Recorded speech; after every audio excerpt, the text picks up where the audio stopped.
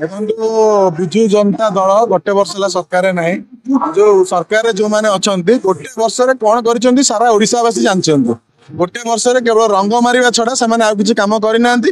ଗୋଟେ ଦେଖୁଥିଲି social media ମାଧ୍ୟମରେ ଗୋଟେ ଟ୍ୟୁବୱେଲ ଇନାଗୁରେସନ କରିକି ସେମାନେ ବାହା ନଉଛନ୍ତି। ଆପଣ ଦେଖିପାରୁଥିବେ ଟ୍ୟୁବୱେଲ କେତେ କାମ ହଉଥିଲା, କେତେ କାର୍ଯ୍ୟକ୍ରମ ହଉଥିଲା, ସବୁ କାମ ଚାଲିଥିଲା।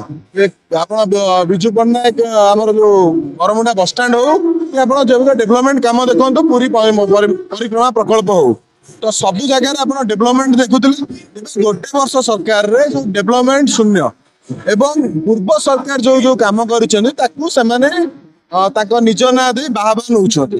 ସେଇ ସରକାରଙ୍କ ବିରୋଧରେ ଆଗାମୀ ଦିନରେ ତ ଦୃଢ କାର୍ଯ୍ୟକ୍ରମ ହବ ଏବଂ ତା ସହିତ ଆଜି କାର୍ଯ୍ୟକ୍ରମ କରି ଲୋକଲୋଚନକୁ ଅଣାଯାଉଛି ଯେ ଗୋଟେ ବର୍ଷ ସରକାର ଅପାରଗତା ସରକାର ଏଗେନଷ୍ଟରେ ଲୋକମାନେ ଧୀରେ ଧୀରେ ବୁଝି ସାରିଲେଣି। ଯୋଉ ଭୁଲ କରିଛନ୍ତି ସେ ଭୁଲକୁ ଆଗାମୀ ଦିନରେ କେମିତି ସୁଧାରିବେ ସେ କଥା ଚିନ୍ତା କଲେଣି। ତ ସେଥିପାଇଁ ଆଜି এই କାର୍ଯ୍ୟକ୍ରମ ଅନୁଷ୍ଠିତ ହଉଛି। ମା ମାନଙ୍କୁ କହିଥିଲେ 50,000 ଟଙ୍କା ସୁଭଦ୍ରା ଯୋଜନା ଦେବେ, ବର୍ତ୍ତମାନ 10,000 ଟଙ୍କା ବର୍ଷକୁ ଦଉଛନ୍ତି। କଣ ପରିବର୍ତ୍ତନ?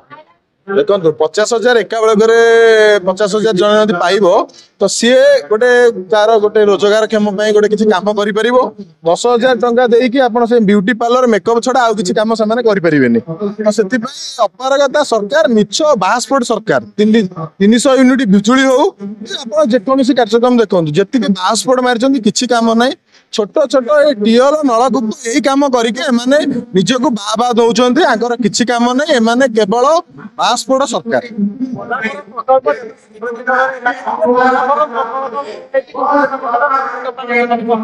ବର୍ତ୍ତମାନ ଡବଲ ଇଞ୍ଜିନ ସରକାର ଅଛି,